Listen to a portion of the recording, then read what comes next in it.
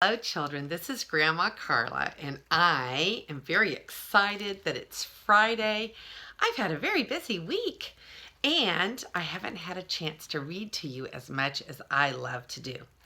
So we're going to read another chapter of Freddy and the Flying Saucer Plans. Freddy was pretty discouraged. At this rate, nobody would ever be able to steal the plans. Yet, if somebody didn't steal them, sooner or later the police would pick him up, and then the cylinder would be returned to Uncle Ben. And everybody would be just right back where they started from, except him. He'd be in disgrace, also in jail. Of course, he could hide the things, but if only it was known that he had hidden them, not only the spies, but everybody in the country would go hunting for them, and he couldn't think of any place where they'd really be safe from universal search. "Remember that money you stole once?" Cy said. "Remember where you hid it?" "It wasn't stolen," said Freddy indignantly. "I just took it so Mrs. Bean wouldn't give it to that man who pretended to be her brother." "Okay, so you didn't steal it," said Cy with a grin. "But when you stole it, remember where you hid it?" "I tell you I didn't," Freddy began crossly, and then he stopped. "Oh, sure," he said suddenly. "I hid it in the jail." "Golly, that's an idea. Cy, nobody'd look for plans there." "You'd be better off there yourself," said the horse. "You wouldn't have to dodge all over the country to keep from being arrested. You'd be arrested, and you'd get all these here spies out of your hair." "How could I let one of them steal the plans if I was in jail?" Freddy asked. "Hold on. Maybe I could." At that, he thought a minute, and then he made up his mind. "Come on, Cy," he said. "I'm going down to the jail and give myself up." Freddy managed to get to the jail, which was near the edge of town, without being observed. He rode in through the iron gates under the archway, which bore the legend, "The Centerboro Jail, a home from home." The lawn, with its cricket wickets, croquet wickets, mallets, and balls, and its little tables shaded by colored umbrellas, where the prisoners had sat drinking ice cream sodas during the heat of the day, were deserted. It was after 6, and through the dining room windows Freddy could hear a gabble of talk and laughter and the rattle of knives and forks as the prisoners ate their supper. He unstrapped the tube of plans from his saddle and shoved it down inside his trouser leg. He gave Cy some instructions and turned him loose. Then he rang the bell, and after a minute the sheriff opened the door. He was a lanky man with a long mustache, and he had a silver star pinned to his chest. He never wore a necktie. He said that if he didn't pull it up tight, it looked sloppy, and if he did, it bothered him when he wanted to swallow. He was a good friend of Freddy's, but he frowned when he saw him. "What are you doing here?" he demanded. "Now don't look at me dirty," said Freddy, "and you might ask me in." "You bet I'll ask you in," said the sheriff, "and you'll stay in too. You're under arrest."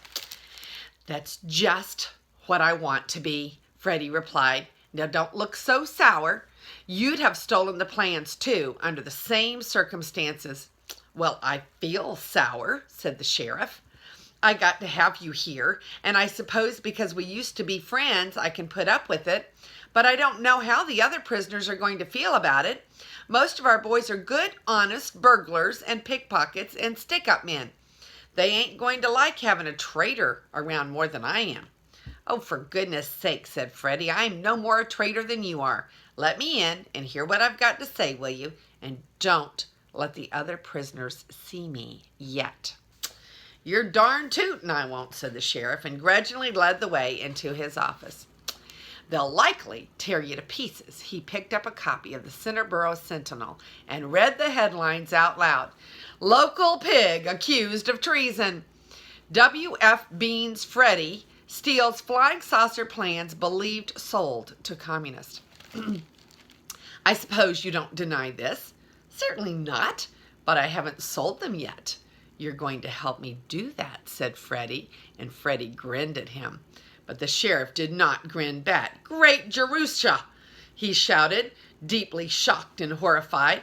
"What's got into you, Freddy? You come of good American stock, and if anybody'd asked me this morning, I'd have said you were as patriotic a pig as any in the country. And now you admit the whole thing, and on top of that, you're flip about it." He stared at Freddy in silence for a moment. "I just can't believe it," he said. "I can't believe you do such a thing. What is it, Freddy? What has happened to you?" Freddy stopped grinning and said seriously, "I'm glad you give me the benefit of the doubt, even if it's only a little one. I know this looks bad, but we were always friends and trusted each other, and no matter how bad it looks, I hate to think you'd believe it until you heard my side of the story." So then he told the sheriff the whole thing. The sheriff took a deep breath and let it out. Whoosh! Then he grinned and he whacked Freddy on the back. I oughta known, he said. "Yes, sir, when Ben Bean told me about how you tied him up and stole the plans, and I said you want to swear out a warrant for him." Well, Ben kind of hesitated, and then he said, sort of reluctant, "Well, s'pose I ought to. I ought to know right then there was something funny going on." "My gosh, Freddy, if you can forgive me." "Forget it," said Freddy. "And now look, I suppose you'll have to put it in the paper tomorrow that you've arrested me." "Oh, yes, have to."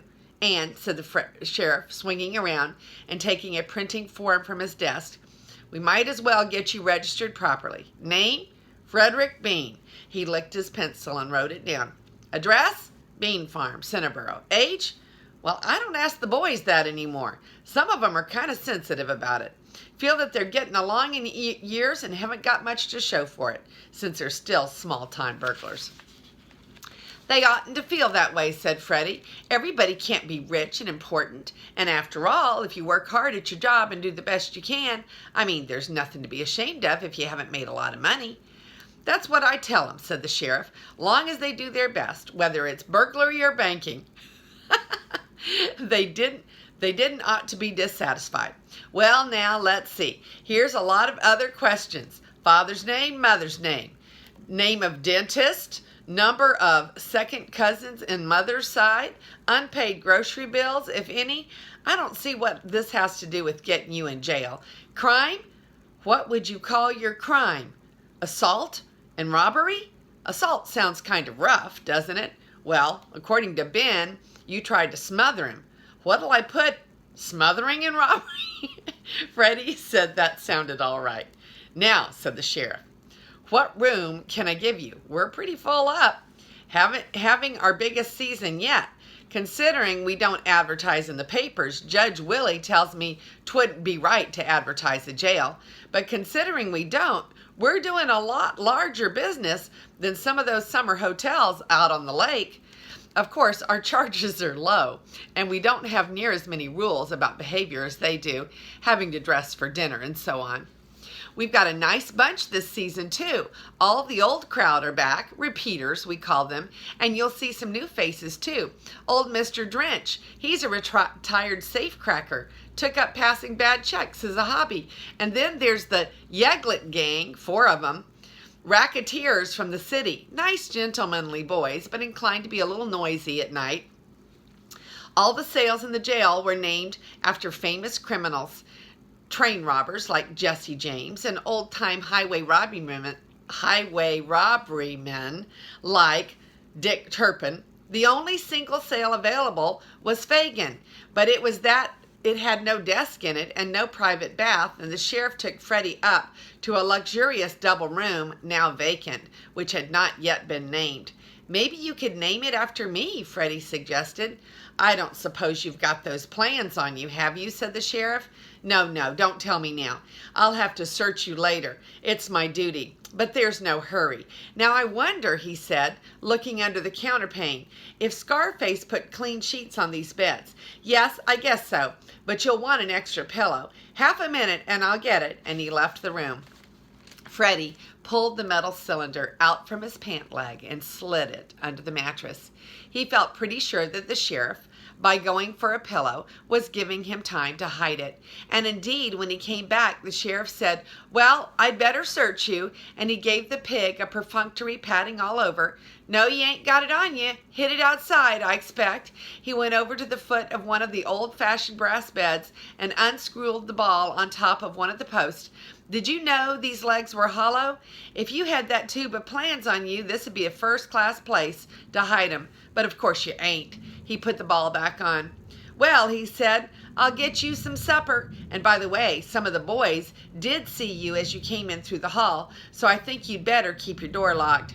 They've heard over the radio about you stealing our plans, and there's been plenty of pretty wild talk about what they'd like to do to you. They don't like the idea of you selling to the communists." "Nobody's going to like it," said Freddy, "but I've got to do it somehow. I'm not very happy about it." He felt a little better about it a few hours later. He had had a big supper, and being tired from a long day in the saddle was getting ready for bed when there was a faint scratching on the door and a hoarse whisper said, "Hey, Freddy, let me in." He crept to the door. "Oh dear," he said to himself, "I wonder if they're going to lynch me." But listening, he could hear none of the rustlings and movements that a large crowd would have made. Who is it?" he said with a quaver in his voice. The quaver made him mad, and he stiffened his backbone and tried to make his tail curl up tight again. It always became uncurled when he was scared, and said in a firmer tone, "Who's there?" "It's me, Freddy. Bloody Mike, your old pal. Let me in, will you?" Mike wouldn't lynch him, he thought. They had been comrades in some pretty dangerous adventures, so he unlocked the door. The burglar came in and sat down. "Well," he said, "what's all this about you selling Ben Bean saucer plans to some foreign spies?" "The boys kind of mad about it," Freddy asked. "I'll say they're talking pretty tough. I agreed with them, didn't want to get in wrong with the gang, but you know me, Freddy. I wouldn't do nothing against you no matter what you'd done. I thought I ought to come up and tell you to keep your door locked tight." "I was going to do that anyway," Freddy said. "Yeah, well, you got to watch out. Us criminals are a pretty patriotic lot of men. I expect because we're kind of easygoing in some respects, we're pretty severe in others. We have to draw the line somewhere. We'll rob and steal, but we won't have any truck with enemies of our country.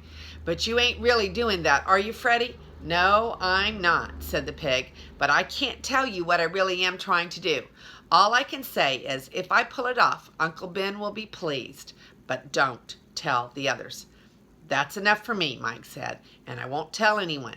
Anyway, they wouldn't believe me, but I'll try to calm them down." What were they going to do?" Freddy asked. "Well, there are some talk of tar and feathers and riding you out of town on a rail. But of course, they couldn't ride you out of town because you're in jail, and it wouldn't be very pleasant to have you around the jail all covered with tar and feathers. I don't know what they may have decided on in its place. Maybe I better go down and try to calm them down a little. Keep your chin up, Freddy. I'll stand by you." After Mike had left, Freddy was pretty worried. Feeling among the prisoners was evidently running high against him. He had relocked the door and pushed a heavy dresser against it, and was sitting by the iron-barred window looking out disconsolately on the night, when again there came a tap at the door. "Freddy, are you there?" Again he listened, and hearing no rustle or suppressed whispers, opened the door. Louis the Lug darted in. "Hey, Freddy," he said, "you ought to watch the old step. These guys are out to gnaw your bones if they can get at you. Look it, Freddy, if you want to get out of here, just gimme de wood. You see, I will stand by you. You mean you don't want to tar and feather me for selling secrets to foreign agents? You hoid about that? Huh? Nah, we been pals, Freddy. I know you. You ain't no traitor. I figure you got a good reason for what you done. You wouldn't do nothing to hurt your country." "Gee, I'm glad you feel that way, Louie," said Freddy. "I wish the others did. Maybe some of them do. How about Bloody Mike?" "Mike? Nah, he's one of the worst ones. Said if he had his way, he'd burl ya in oil. He's the one that wants to tar and feather ya. Well, I better beat it. Remember, Freddy, I'm next door to you on this floor. If you want me, bang 3 times on the wall," and he slid out. "Well, I've got 2 friends here anyway," Freddy said to himself. "I guess I have. Gee whiz. I wish Mike hadn't been the one to think of tar and feathers and boiling in oil. He shuddered. And again, somebody tapped on the door. This time it was Dirty Joe, the cook. He wasn't really dirty at all. The sheriff wouldn't have let him cook if he had been. The other prisoners called him that as a joke. When a new prisoner joined him, who had never been in the jail before, they would tell him stories about Joe never washed anything. They said he had a wash boiler hung upside down over the kitchen table, and when he had cooked a meal, he put all the pans and dishes on the table and let the boiler down over them on a pulley. They said he said this kept them from getting dusty. Then, when it was time to start another meal, Joe would pull up the boiler and use all the pots and dishes all over again. Usually a new prisoner didn't have much appetite for the first few days, but later, when he had seen how clean Joe kept the kitchen, he got it back. Well, after Joe had gone, one by one, nearly all of the prisoners came up and tapped on the door and assured Freddy of their friendship and that they didn't believe for a minute that he was a traitor. They all said that they had told nobody else, and that they had all pretended to be really ready to start the lynching party at a minute's notice. Freddy felt pretty good when he finally got to bed. Maybe he and Jinx could get their trip after all. He slept like a top all night. And here is a picture of Freddy deciding to turn himself in at the jail. And here is a picture of Freddy hearing a faint scratching at the door. So he's in a pretty nice jail room. He's got a rug, and he's got a dresser, and he's got a nice bed with a lamp. He has a pretty nice jail room, don't you think? And that is the end of chapter 8. And this is Grandma Carla, and I love you.